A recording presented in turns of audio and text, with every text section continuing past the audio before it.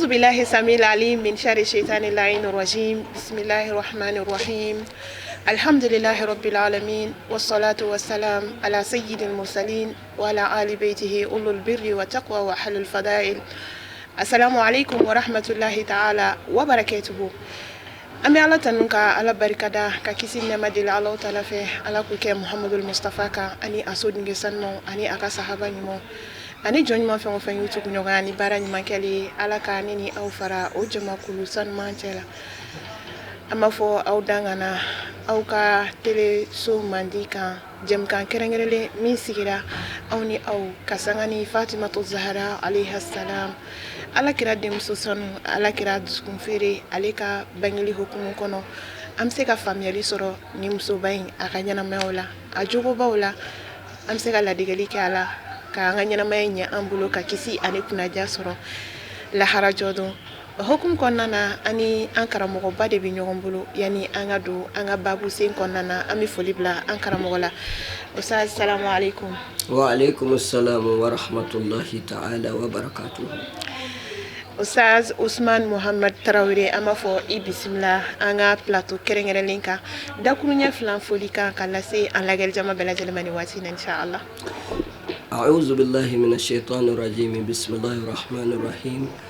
اللهم صل على فاطمة وعلى أبيها وعلى بعلها وعلى ذريتها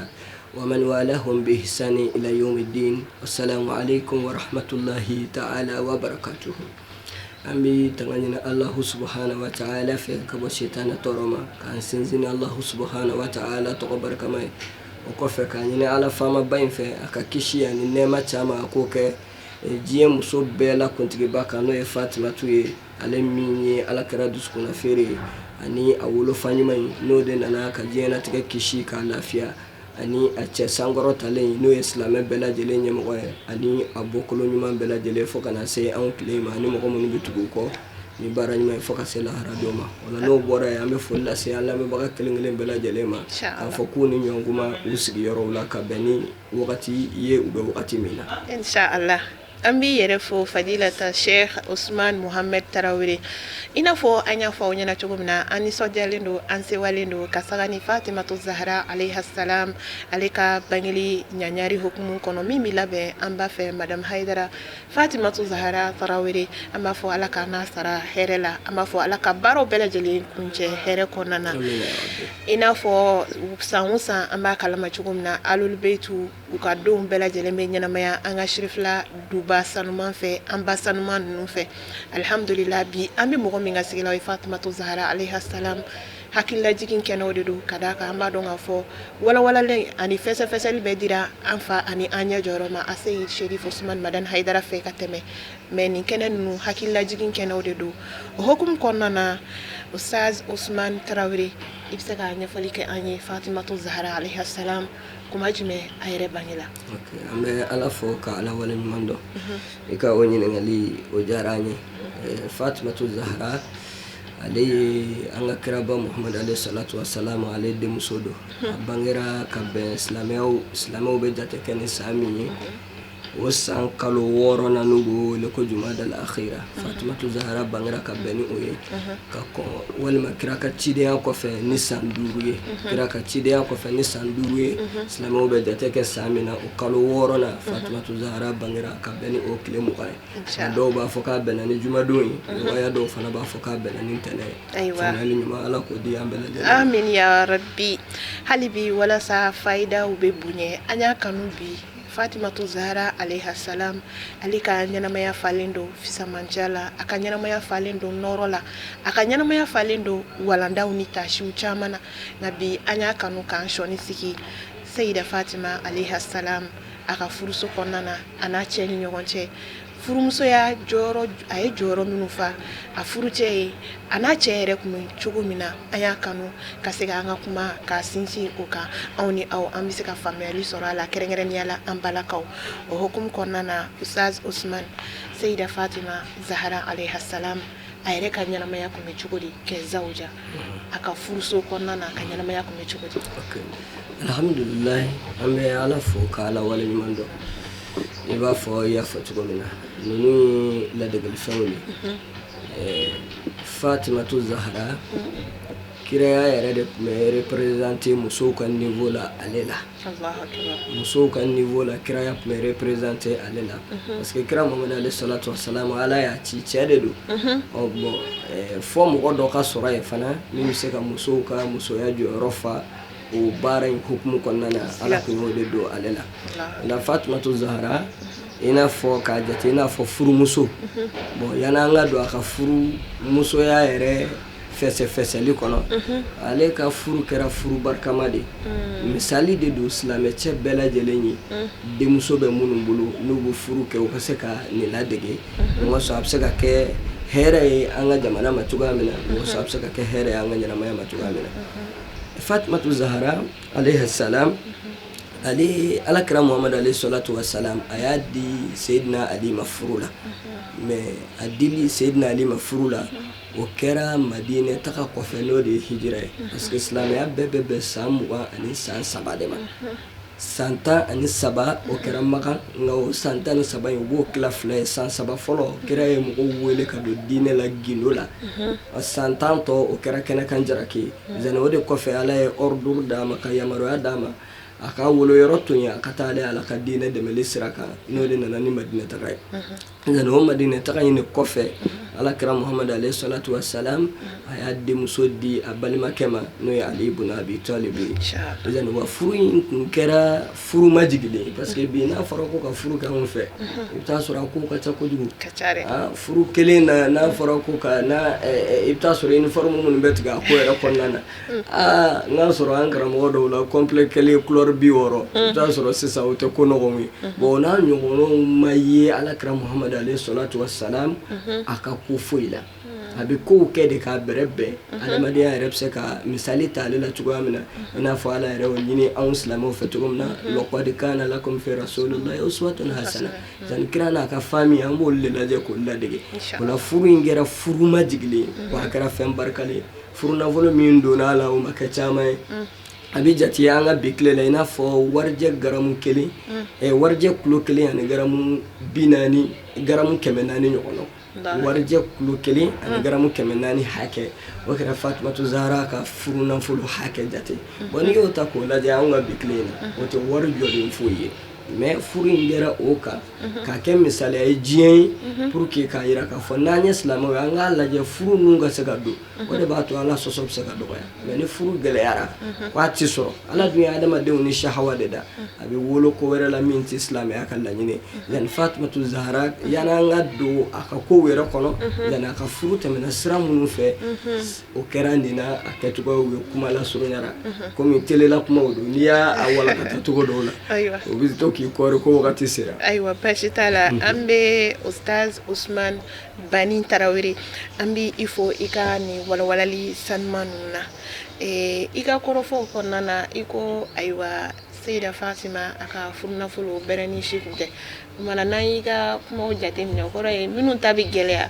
yala olu ka furu barika t'o la wa walima a ko bɛ cogo di ou bien silamɛya dun bɛ fɔ bon alhamdulilayi komi yɔrɔ bɛɛ n'a sigi cogo don nka furuw la furu barikalen furu barikalen i b'a fɔ Ala kɛra y'a fɔ cogoya min na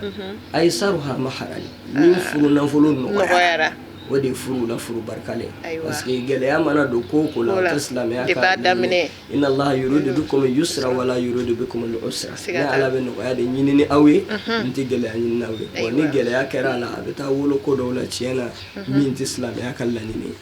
voilà inchallah an b'i fɔ k'i wale ɲuman dɔn o hukumu kɔnɔna na walasa fayida bɛ se ka bonya hali bi Zahraw ka ɲɛnamaya a ka du kɔnɔna o kun bɛ cogo di inchallah alhamdulilayi Seyida Zahra a ka ɲɛnamaya a n'a cɛ a kun falen don kanu de la mahabba wa mawadda kanu yɛrɛ yɛrɛ wa rahma ni hinɛ bon o ye misaliya ɲumanba de ye an bɛ se ka an sinsin min kan cɛw kan ka musow kanu furu ɲɔgɔnya la et puis fana kanu dama tɛ u kan ka hinɛ u la a b'o cogoya kelen fana na a bɛ ɲini musow fana fɛ u ka kɛ u cɛw fɛ u k'u kanu bon an ka kanu ninnu walima an ka furu ninnu daminɛ caman ka di nka n'a sera degré dɔ la i bɛ taa sɔrɔ ja t'a kɔnɔ bilen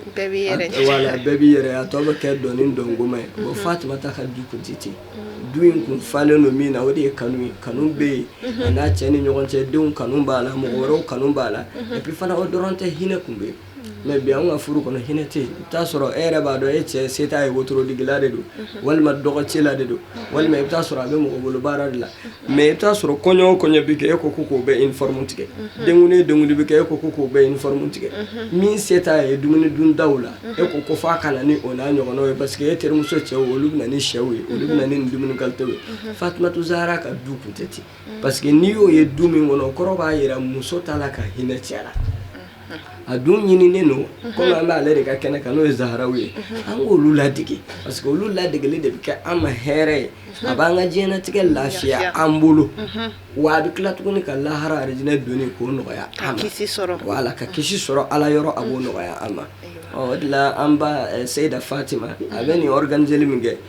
bilasirali de don ani lakununun de don pour que mɔgɔw bɛ se k'u ta n'u bila dɔn ka se ka silamɛya kɛ hɛrɛ la walima ka diɲɛlatigɛ kɛ hɛrɛ la wa o dɔrɔn fana tɛ u ka ɲɛnamaya Seydina Ali kun ti sahabaw la setigiba ye parce que n'i ye histoire kala sahaba waritigibaw kun bɛ yen i n'a fɔ Abdurahmane bun Awfu ani Usman bun Affan ninnu olu kun ye sahabaw la i b'a fɔ an b'u jate milliardaires de wala u tɛgɛ kun b'u kɔ sɔrɔ Imam Ali kun tɛ ten nka ale kun ka girin fɛn min na ni Ala y'o bonya a bolo k'a sɛbɛkɔrɔsɔnw la o kun ye dɔnniya ye mais ma kullu dhalika o n'a ta bɛɛ lajɛlen an ba Fatima a y'o faamuya a bolo Fatumata n'i y'a valeur lajɛ valeur dennin tɛ dɛ Alakira Muhamad alayhi salatu wa salam o denmuso de don et puis fana ale de ye diɲɛ muso bɛɛ la kuntigiba ye a ka timinɛ Ala ye maa wɛrɛw de kɛrɛnkɛrɛn i b'a fɔ kitabu dɔw kɔnɔ u b'a fɔ cogo min na ka na a ka timinɛ kɛ o kɔrɔ fɛn tɛ i n'a fɔ mɔgɔ laadamɔgɔ tɔw o fɛn tɛ o mɔgɔ tɛ laadamɔgɔ tɔw o mɔgɔ tɛ Fatumata ye mɔgɔ spécial de ye mɔgɔ kɛrɛnkɛrɛnnen de don daraja bɛ min na mais malgré a cɛ ka sɔrɔ kun man bon a muɲuna o bɛɛ kan ka hinɛ yira a cɛ la ka makari yira a cɛ la ka du to cogoya la min b'a to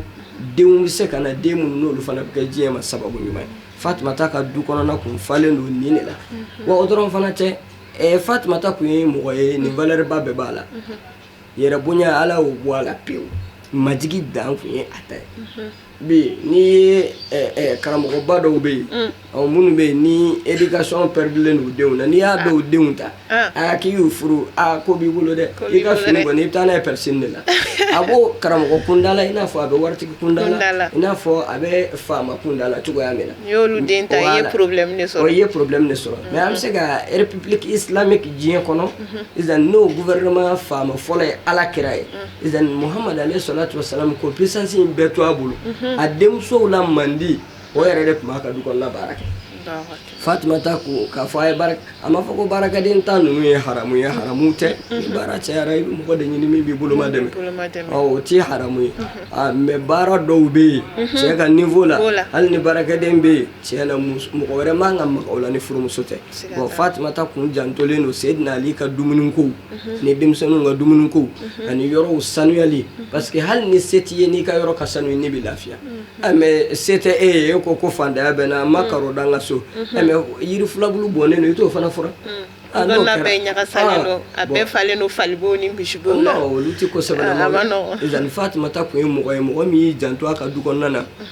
o sira ninnu kan bon o la a bɛ ɲini silamɛmuso kelen kelen bɛɛ fɛ se b'i cɛ ye o se t'i cɛ ye o n'i ko se tɛ e cɛ ye Fatumata ta fɔlen filɛ nin ye a ma fɔ ko Ali kun ye milliardaire ye o waritigiba kun tɛ mais Fatumata sera k'o supporter ka tila tuguni k'i jɔ ni du kɔnɔna ye ka du kɔnɔna sanuya k'a kɛ yecogo la yecogo min ni bɛɛ bɛ se ka lafiya ni a ye o kun ye Fatumata ye Seydina Ali ta kun ale kɔni kun bɛ bɔ ka se ka taa denbaya balow ɲini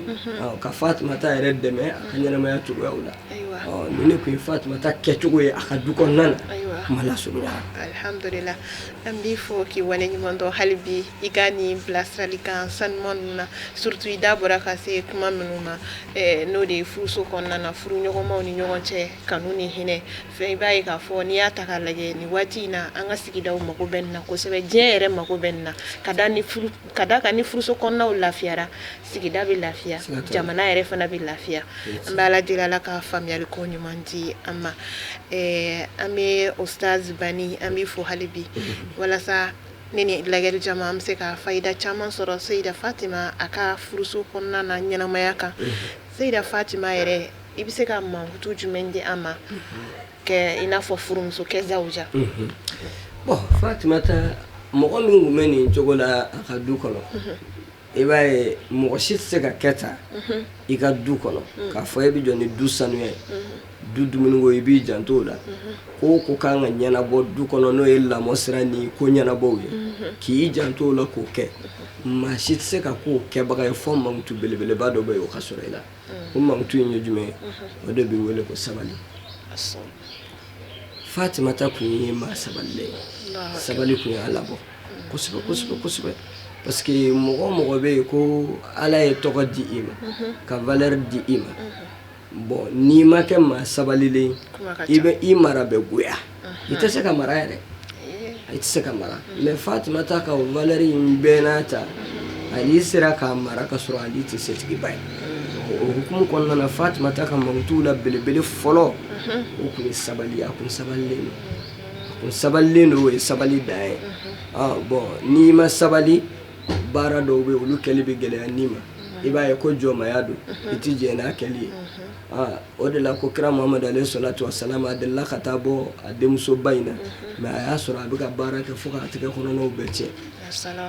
i y'a ye mais bi anw fɛ yan o bɛ se ka kɛ f'i ka sa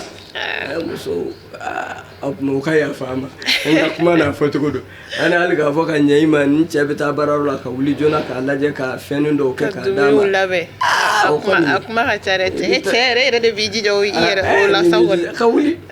est-ce que cɛ yɛrɛ jala bɛ gɛlɛya k'o f'i ɲɛna a jala tɛ gɛlɛya a sirannen don mais ni muso sabalilen don i bɛ taa sɔrɔ cɛ ja bɛ gɛlɛya a la a ka fɛn caman bɛ yen a bɛ se k'o danaya ta k'o ɲɛsin a ma pour que olu ka se ka ɲɛnabɔ cogoya min na o ye Fatumata ka mankutu belebeleba fɔlɔ ye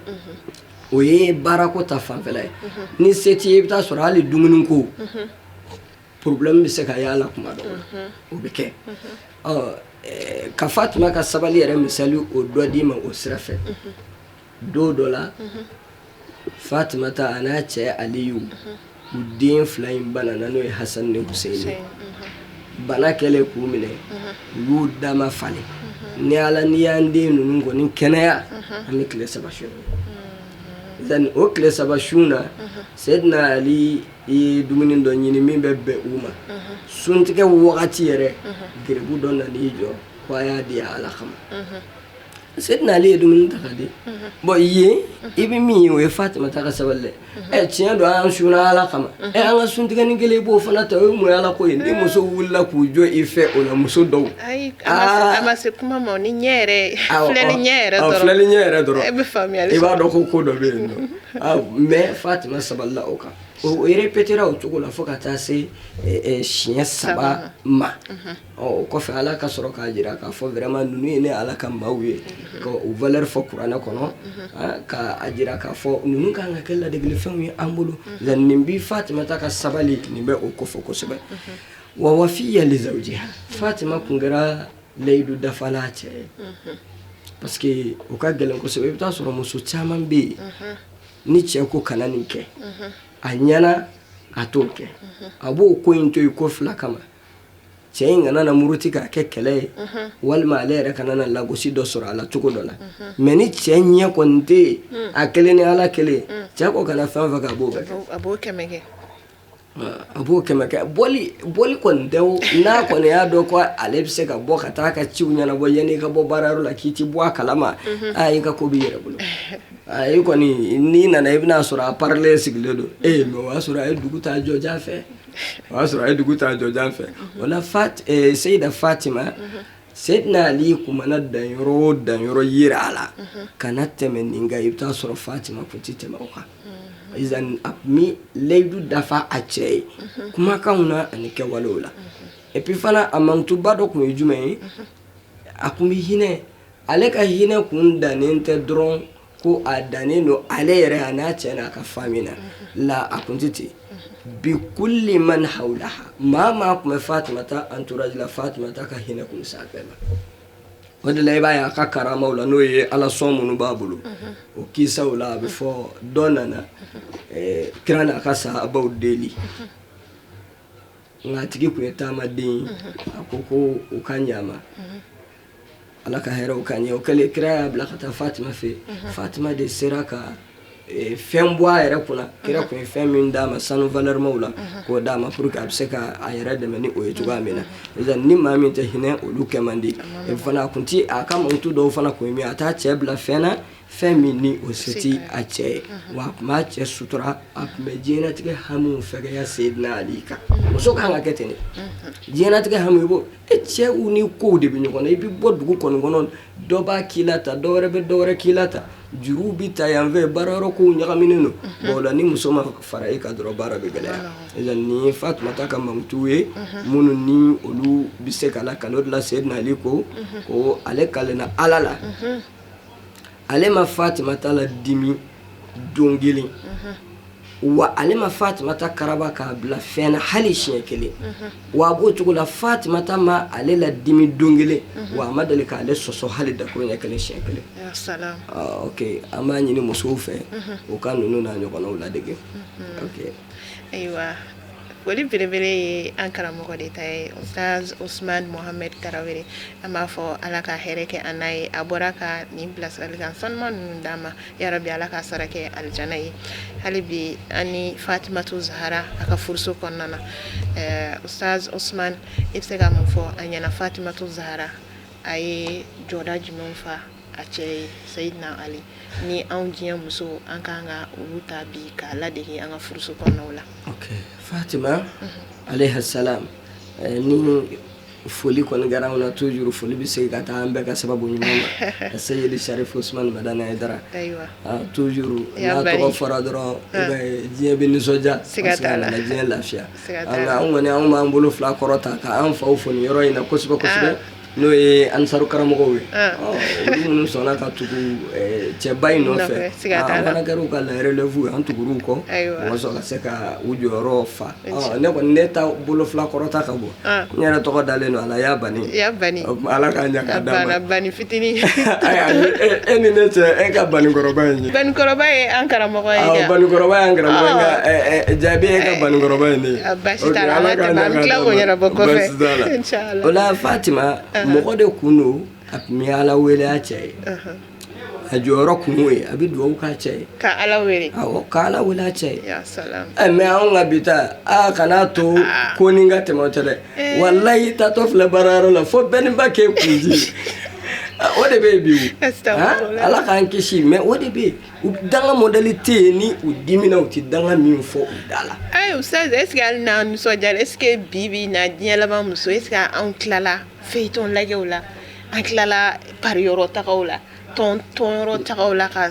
kuma tɛ ka seli ka tila seli yɛrɛ la kuma tɛ ka hakili yɛrɛ sɔrɔ ka dugawu k'i yɛrɛ ye ka dugawu kɛ denmisɛnninw ye ka dugawu kɛ cɛ ye. walahi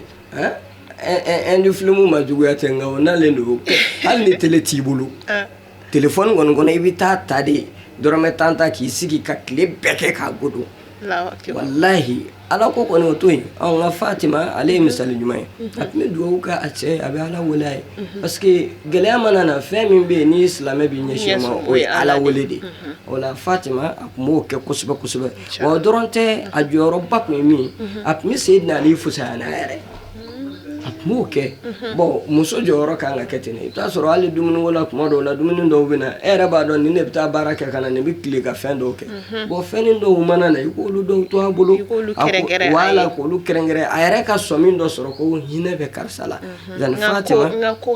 karisa ma ala n ka ko ka bon karisa ma i b'a ye o tun bɛ Fatimata jɔyɔrɔba dɔ kun y'o ye ka fara Seydina Ali kan et puis fana tuguni Seydina Ali sɛmɛyɔrɔ kun ye Fatimata ye hakilila ɲiniw na a tun bɛ hakililaw ɲini a fɛ amina nin ko nga ma ka tugo yoro communication ko ni o tanga bi furu kono communication yɛrɛ de te cɛ kɔni n'ale sɛgɛlen nana ale b'i da ka gɔrɔndɔ fajiri fɛ a bɛ minɛnw cɛ ka bɔ muso yɛrɛ fana t'a ɲininka hakilila ɲini te bon n'u bɔra ye dɔrɔn i b'a ye baara bɛ gɛlɛya o kun voilà a tin bɛ dɔgɔya o la u ka ɲɛnamaya kun falen don ala ko la u fila ni ɲɔgɔn cɛ i b'a ye u kun bɛ batow kɛ et puis fana tuguni u kun bɛ kuma ɲɔgɔn ye yani Fatumata ye nin jɔyɔrɔba ninnu de ta Seyidina Ali ka ɲɛnamaya la mɔgɔ sɔrɔ u bɛ se ka ɲɛnamaya kɛ lafiya la cogoya min na parce que ni ala ko bɔra mɔgɔ ka ɲɛnamaya la dɔrɔn anw ka faamuya la ni ala ko bɔra i ka ɲɛnamaya la dɔrɔn i ka ɲɛnamaya bɛ to balibala de la a ti basigi voilà parce que wala i kamana bi guwan i t'a dɔn i kan ka sɛmɛ min na mais silamɛ kamana mana guwan cogo cogo i bɛ basigi sɔrɔ a ka ko kɔnɔ parce que a bɛ segin ala ma bon ninnu ka du kun ye o misaliya ye wa Fatima y'o jɔyɔrɔba fa a furukɛ Ali ibn Abi Talib faamuyali ɲuman ala k'o di an bɛɛ lajɛlen ma amin ya rabbi an bɛ foli kɔsegin an lagɛlibaga bɛɛ lajɛlen ma nin waati in na Mali kɔnɔ fo ka taa se Mali kɔ kan hakililajigi bolo ma an bɛ Fatimatu Zahara ale ka bangeli hukumu kɔnɔna na ani an karamɔgɔ Al-Ustaz Al-Fadel Usman Mohamed Tarawele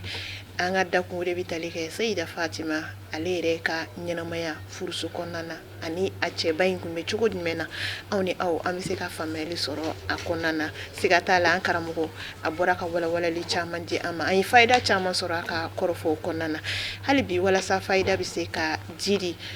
Ustaz Usman nin waati laban in na an b'a dɔn k'a fɔ ala ni y'a bani sababu Ahlul Beitu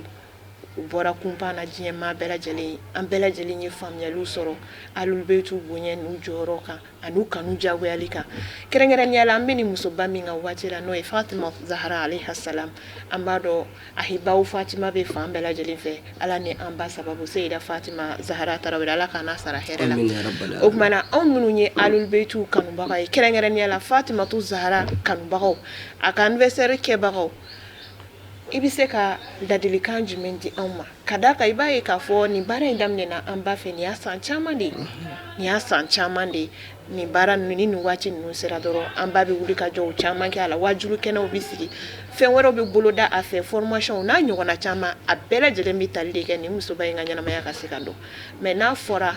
hali bi an balakaw olu de bɛ participer nin ko ninnu na ka caya hali bi yɛlɛmaliw tɛ ka sɔrɔ jogow bɛ u cogoya la o ma wele dakan jumɛn b'i bolo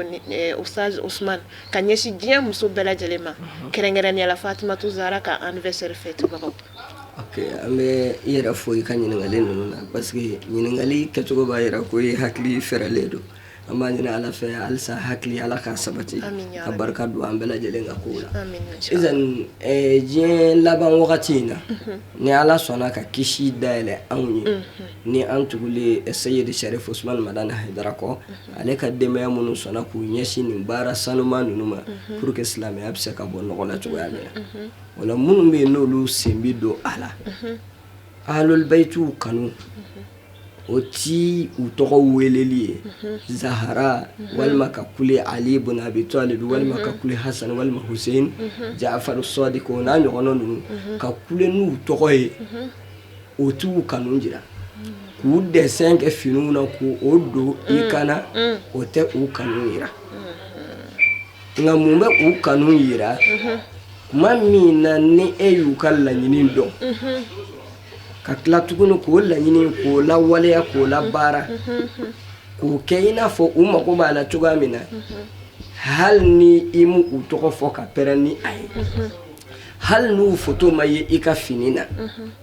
a bɛ fɔ k'e b'u fɛ k'e y'u kanubaga ye o hukumu kɔnɔna na an balaka minnu b'a la ka participer ninnu na ani minnu yɛrɛ bɛ n'olu sen ma don a la n'olu ma participer a la Fatimata bi anw bɛɛ lajɛlen de bolo misaliya ye an ye minnu mɛn a ka kow la furu kɔnɔ ani adamadenya yɛrɛ ɲumanw na karamɔgɔw da an k'an jija an ka kɛ o kow ladegebaga ye mun wasɔn an bɛɛ bɛ se ka nafa sɔrɔ Zaharaw ko la ani n'i y'i si kɛ ka Zaharaw fêter a Zaharaw ye Ali bonya ka hinɛ a la e ka si a ka tere don a da a tɛna kɛ kelen ye dɛ i tɛna don Zaharaw ka surunali la parce que e ye Zaharaw tɛ ɲɔgɔn ye a tɛ ɲɔgɔn ye e ye Zaharaw tɔgɔ de fɔ i da la ka kanu jira i da la nka Zaharaw ladegeli ani Zaharaw ka laɲini ma taa o sira fɛ i ni Zaharaw fana tɛna taa sira kelen fɛ kow tɛ ye cogo ye kow ye kow kisɛ yɛrɛ de wala ni fɛn lubu tɛ dɔrɔn fara min b'a sanfɛ nafa foyi tɛ kɛ fawda ye ok ala ka hɛrɛ kɛ an bɛɛ lajɛlen amin ya rabbi kira n'a somɔgɔw kama salli ala rasulil karim wa sallim an bɛ an karamɔgɔ fo siga t'a la a ka nin walawalali ninnu an ye nafa caman sɔrɔ an ye taasi caman sɔrɔ a ka kɔrɔfɔw kɔnɔna na surtout an balakaw an ka baaraw ye waati la kow ye baro nafa ka bon kɔrɔfɔ ninnu masha Allah munawar an ye fayidaw caman sɔrɔ a la ka sanga n'o ye Ustaz Usman folikan laban jumɛn b'i bolo ani ka dugawu don ka ɲɛsin an karamɔgɔ ma ka ɲɛsin an ba ma Seyida Fatima Tarawele ani an ka jamana inshallah. ok alhamdulillah folikan laban min bɛ yen n'an bɛ fɔlɔ k'o kɛ o ye anw bɛɛ ka sababu ɲuman ye Seyidi Sharif Usman Madani Haidara an bɛ a fo inshallah ka ɲini ala fɛ ala k'a simaya halisa ka tila k'a ɲini ala fɛ kɔrɔ n'a kow bɛ ɲɔgɔn na